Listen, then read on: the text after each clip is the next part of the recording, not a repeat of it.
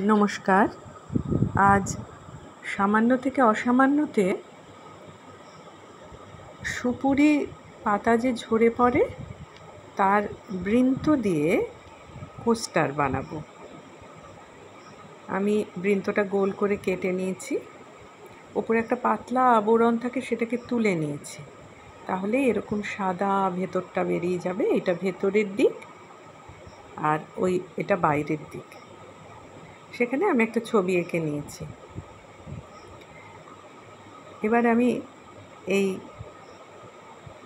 সুপুরির বৃন্ত বা খোলটি সেলাই করে একটি কোস্টার বানাবো। তার জন্য আমি আগেই ফুটো করে নিয়েছি যেখান দিয়ে ছুঁচ ঢোকাবো।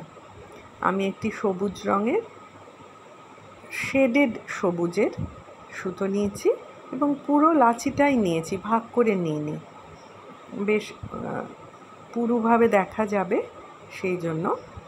যে কোনো সুতো বা যে কোনো স্টিচ দিয়েই করা যায় বা শুধু ছবি এঁকেও করা যায়। আমি এখানে বাটন স্টিচ দিচ্ছি, আর প্রত্যেকবার স্টিচ দেওয়ার সময় সুতোটা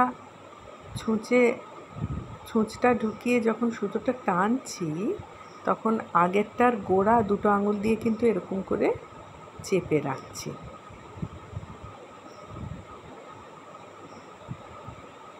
এইভাবে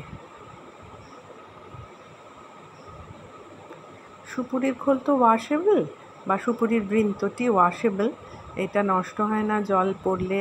কাজেই চায়ের কাপ, জলের গ্লাস এর উপর রাখা যায় এটিকে কোস্টার হিসেবে ব্যবহার করে। এবং এটা সাবান দিয়ে ধুয়ে, ইচ্ছে করলে জল সাবান দিয়ে ধুয়ে রেখে দিলে খুব চট করে শুকিয়ে যায়। আর যাদের বাড়িতে সুপুরি গাছ আছে, সুপুরির পাতা একটু শুকনো হলেই পড়ে যায়, সঙ্গে সঙ্গে করলে ভালো। খুব শুকিয়ে গেলে কিন্তু এইভাবে ছুঁচ ভরাই যাবে না। কাজেই পাতাটা পড়ার সঙ্গে সঙ্গে হয় কেটে নিতে হবে, কিংবা দুদিন না, একদিনই একটু ভারী চাপা দিয়ে রাখলে না সোজা হয়ে যায়, তারপর কাটাটা আরও সোজা হয়। আর এই নরম থাকতে থাকতেই শুরু করতে হবে। আজকে বৃষ্টি হয়ে গেছে। আমার ভিডিও রোজ করে দেয় আমার বোন উৎসা। ও বাগানের বৃষ্টি স্নাত ফুল দেখালো। এই কোস্টারটি প্রায় শেষ।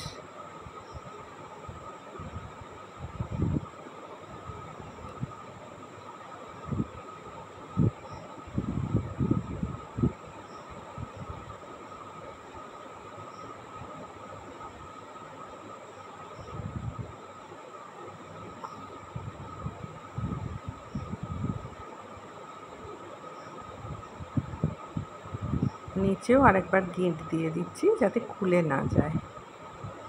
ওপরে একটা দিলাম।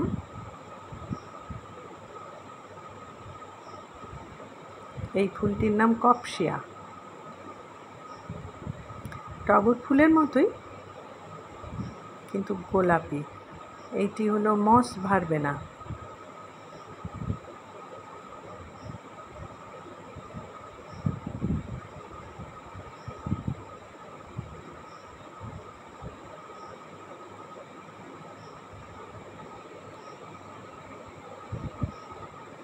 এটির নাম লিমোনিয়া।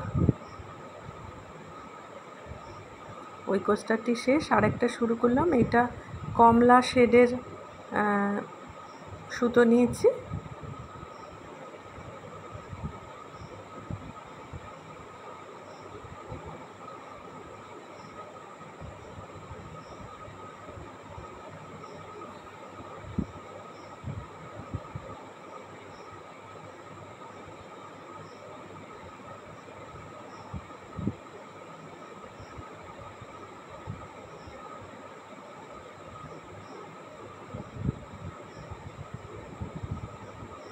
গিঁটটা আর একবার দিয়ে নিচ্ছি, শুরুর গিঁটটা।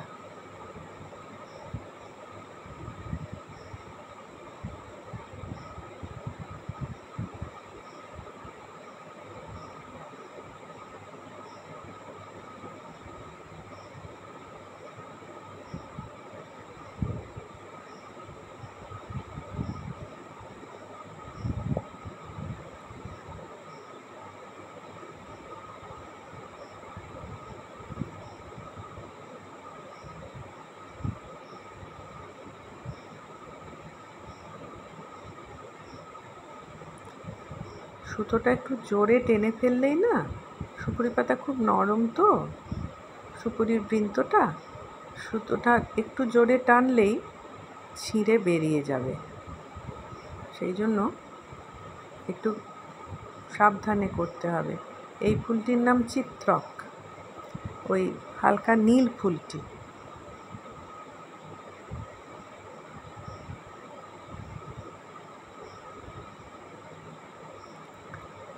প্রায় শেষের দিকে কোস্টার, আবার আমাকে সুতো ভরতে হবে, তাই এইখানেই আমি শেষ করছি।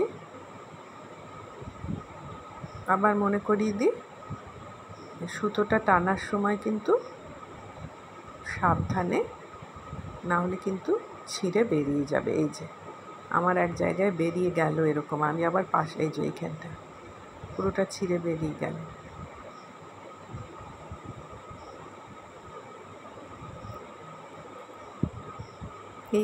এই দুটির পিছনেই আমি একটা দিকে আমি অ্যাক্রিলিক কালার দিয়ে এঁকে নিয়েছি, যেটি জলে নষ্ট হবে না।